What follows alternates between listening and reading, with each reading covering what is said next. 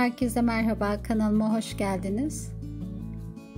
Tost makinesinde külah videomda kullandığım bu dondurmanın tarifine hayli soran olmuştu. Ben de sizler için videosunu hazırladım. Bu defa farklı olarak yanına bir de çilekli dondurma tarifi ekledim. Gerçekten hepsinin tadı ayrı güzel oldu. Bana sorarsanız kıvam olarak salepli dondurmaları daha çok beğendiğimi söyleyebilirim. Çünkü uzayan yapısıyla Maraş dondurmasına çok daha yakın. Fakat çilekli dondurmada da sadece çilek, krema ve bal kullandığımız için çok lezzetli. Ben aralarında kararsız kaldım. Sizler de deneyin. Elbet biri sizin damak zevkinize hitap edecektir. Hadi isterseniz hemen yapımına geçelim. Öncelikle 3 litre yağlı sütümüzü tencereye alarak güzelce kaynatıyoruz. Diğer tarafta 3 su bardağı şeker ile 30 gram salebi karıştırıyoruz. Burada ölçümüz şu şekilde: eğer 1 litre süt kullanacaksanız 1 su bardağı şekere ve 10 gram salebe ihtiyacımız var. Siz bu ölçüye göre istediğiniz miktarda dondurma hazırlayabilirsiniz. Sütümüz güzelce kaynadı. Bu aşamada yavaşça salepli karışımı ekleyerek bir taraftan da topaklanmaması için karıştırmaya devam ediyoruz. Eğer bulabilirseniz dondurmanızı keçi sütü ile yapmanızı tavsiye ederim. Kıvamı çok daha Maraş dondurmasına yakın ve lezzetli olur. Ben bulamadığım için inek sütü kullandım. Ama inek sütü kullanırken de en azından sütün yağlı olmasına özen gösterelim. Salebi ve şekeri kattıktan sonra ara sıra havalandırıp karıştırarak sütümüzü en az 1 saat boyunca kaynatacağız. Ta ki boza kıvamı alıncaya kadar.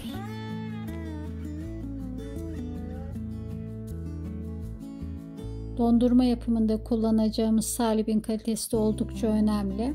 Salep pahalı bir malzeme olduğu için bazı kul hakkı gözetmeyen aktarlar maalesef içine nişasta gibi katkı maddeleri koyabiliyorlar. Bu da dondurmanın kıvamını, kalitesini oldukça olumsuz yönde etkiliyor ve değiştiriyor.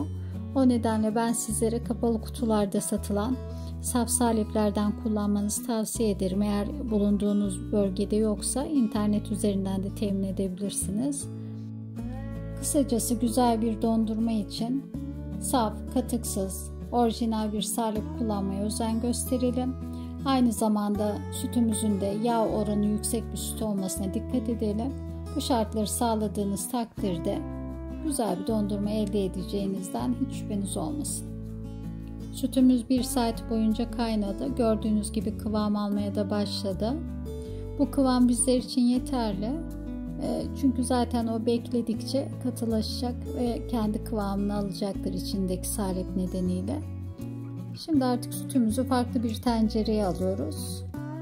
Çünkü üzeri kaymak tutmasın diye oda ısısına gelene dek karıştırarak soğutma yöntemini uygulayacağız. Ben dondurmanın yarısını çikolatalı yapacağım için tamamen soğutmadım sütümü. Çünkü içine koyacağım çikolatanın da erimesi için belli bir sıcaklığa ihtiyaç var. Ama hafif sıcak olsa bile çikolatanın erimesi için yeterli. Ara sıra böyle kepçeyle havalandırıp karıştırarak oda ısısına gelinceye dek sütümüzü soğutuyoruz.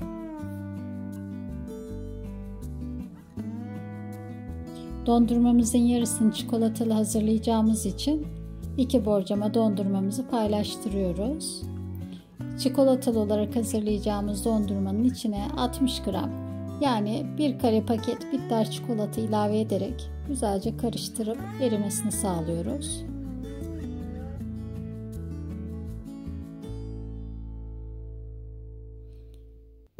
Çikolatamız tamamen eriyince içine 1,5 yemek kaşığı kakao ilave ediyoruz. Kakao hem dondurmamızın renginin daha güzel olmasını sağlıyor, hem de çikolata nedeniyle dondurmada artan şeker miktarını dengelemiş oluyor. Kakaonun topak topak kalmaması için güzelce blenderdan geçiriyoruz. Dondurmalarımızı bu şekilde ara sıra karıştırarak soğuttuk. Şimdi artık derin dondurucuya göndererek kıvam almalarını sağlayabiliriz. Dondurmalarımız derin dondurucuda 1 saat bekledi. Şimdi ilk karıştırma işlemine geçiyoruz. Bu işlemi birer saat arayla toplamda 4 defa gerçekleştireceğiz. Lütfen 4'ten daha az olacak şekilde karıştırmayın. En az 4 defa karıştırın. Fakat 4 defa karıştırmanın da kafi olduğunu bilin. Daha fazlasına da gerek yok. Yeter ki birer saat arayla bu işlemi gerçekleştirelim. Çünkü dondurmanın buzlanmaması bizim için oldukça önemli. Dondurmanın buzlanması demek, bütün bu emeklerin ziyan olması demek aslında. Dondurmamızın her yerini güzelce blenderdan geçirdikten sonra üzerine örterek yine 1 saat beklemesi için derin dondurucuya kaldırıyoruz. Aynı işlemi şimdi sade dondurmamız için de gerçekleştireceğiz. Bakın dikkatinizi çektiyse sade dondurmamız miktar olarak daha az. Dolayısıyla çok daha çabuk katılaşmış. Sizler de yaparken bu hususu göz önünde bulundurun. Eğer geniş borcamlar kullanacaksanız ona göre bu karıştırma sürelerini biraz daha kısaltabilirsiniz. Mesela 40 dakikada bir karıştırabilirsiniz buzlanmanın önüne geçmek için. Dediğim gibi karıştırma işlemi aslında dondurma yapımında en önemli husus. Evet, güzelce karıştırdık sade dondurmamızda. Üzerine örterek onu da dolaba kaldırıyoruz. 1 saat sonunda derin dondurucudan aldım ve ikinci defa karıştırma işlemine geçiyorum. Şimdi bakalım kıvamı ne durumda. İlkinde güzel bir blenderlama işlemi gerçekleştirdiğimiz için gördüğünüz gibi gayet kolay bir şekilde blenderdan geçirdik. Oldukça güzel kremamsı bir yapısı var. Aynı işlemi şimdi çikolatalı dondurmamız için de gerçekleştireceğiz ikinci defa. Ne kadar güzel sufle yandıran bir görüntü. Kenarlar yine biraz daha fazla katılaşmış, ortası biraz daha sıvı. Blender'ın başlığının giremediği kısımları kaşıkla güzelce ortaya alıyorum ki her tarafı eşit olarak güzelce karıştırabileyim. Ve üzerine örterek tekrar dondurucuya kaldırıyorum. Şimdi artık 3. defa karıştırma işlemine geçiyoruz. Gördüğünüz gibi artık blender yerine kaşık kullanmayı tercih ettim. Çünkü dondurmam gitgide katılaşmaya başladı ve makinemi daha fazla zorlamak istemiyorum. Sizler isterseniz tamamını blenderla çekebilirsiniz ya da tamamını kaşıkla ezerek de karıştırabilirsiniz. Fakat blenderla bu katılıktaki bir dondurmayı çekmeye çalışırsanız makineniz hayli zorlanacaktır.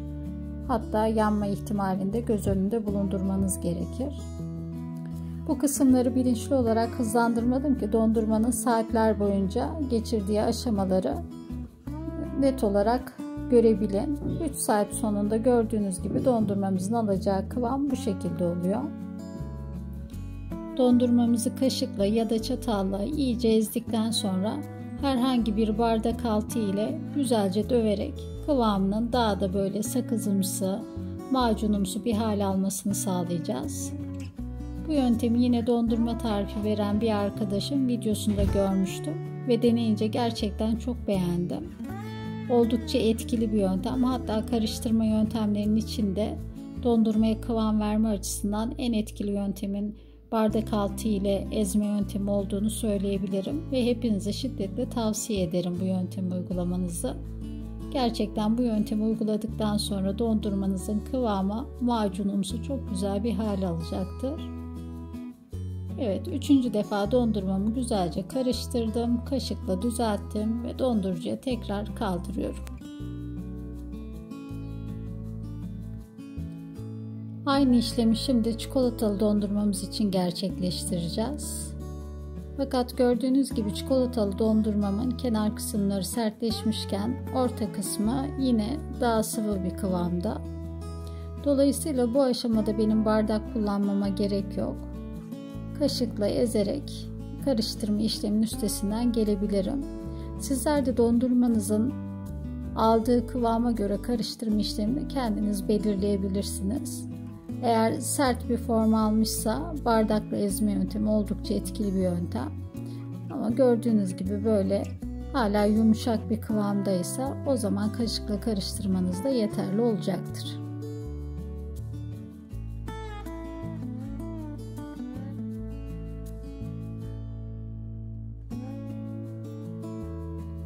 Evet, nihayet dördüncü ve son kez karıştırma işlemine geçmiş bulunuyoruz. Bakın 4 saatin sonunda dondurmamızın almış olduğu kıvam bu şekilde oluyor. Yapmış olduğumuz işlemleri aynen burada da tekrar edeceğiz. İlk önce bir kaşık yardımıyla dondurmamı güzelce eziyorum. Ardından yine bir bardak altı ile dondurmamı iyice ezerek kıvam almasını sağlayacağım. Dördüncü ve son kez gerçekleştirdiğimiz bu karıştırma işleminin ardından bir sonraki sefer artık servis etmek üzere dondurmamı derin dondurucuya tekrar kaldıracağım.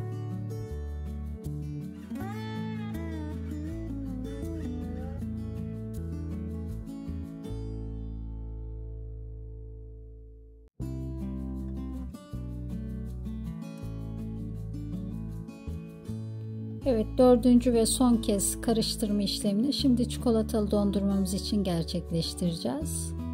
Önce şöyle bir yokluyorum. Bakın ortası kenarlarına göre daha yumuşak bir kıvamda.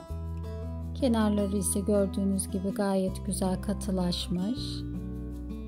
Sade dondurmamızda yapmış olduğumuz işlemi tekrar edeceğiz. İlk önce kaşıkla iyice ezeceğim. Ardından bir bardak altı ile güzelce ezerek kıvam almasını sağladıktan sonra derin dondurucuya kaldıracağım.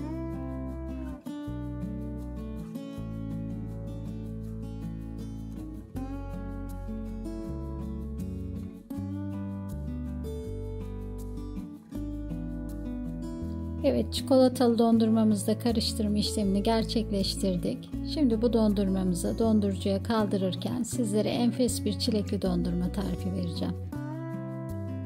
Yıkamış olduğumuz yarım kilo çileği rondomuza alıyoruz. Üzerine bir paket krema ilave ediyoruz. Yani 200 milim. Ve 1 yemek kaşığı da bal ekliyoruz. Benim çileklerim oldukça lezzetliydi ve 1 yemek kaşığı bal kafi geldi. Sizin çilekleriniz lezzetli değilse 2 yemek kaşığı, 3 yemek kaşığı arzunuza göre bal miktarını artırabilirsiniz. Bu karışımı güzelce rondodan geçiriyoruz. Sizleri sıkmamak adına çilekli dondurmanın tüm karıştırma aşamalarına videomda yer vermedim. Sadece birinci ve sonuncu karıştırma aşamalarını çektim. O da kıvamını görmeniz açısından. Diğer dondurmadan farklı olarak birer saat arayla değil de 40 dakika arayla karıştırma işlemini gerçekleştirdim. Dondurmamı uygun bir kaba aldıktan sonra yine üzerine örterek 40 dakika beklemesi için derin dondurucuya kaldırıyorum.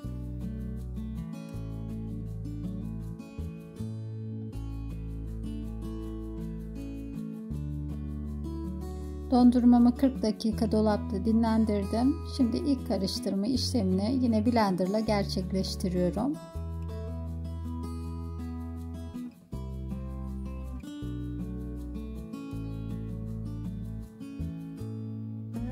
Bu karıştırma işleminden sonra tekrar dolaba kaldıracağım. 40 dakikadan sonra tekrar karıştıracağım. Bu işlemi 4 kez tekrarlayacağız. Ama ben sizler için birinci ve dördüncü karıştırma aşamalarını sadece videoladım.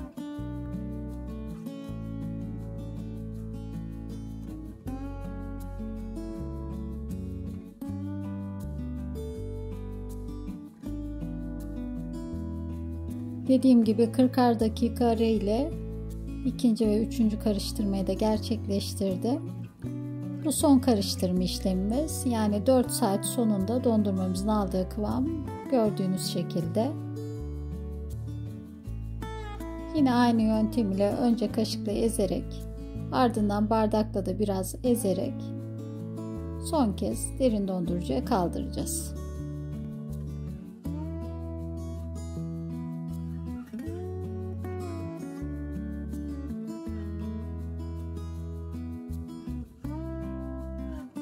Hazırlamış olduğum dondurmalar dondurucuda bir gün boyunca bekledi. Birazdan servis edeceğim. Şimdi serviste kullanmak için çikolata sos hazırlıyorum. Bunun için 2 kare paket bitter çikolatayı benmari usulü eritiyorum.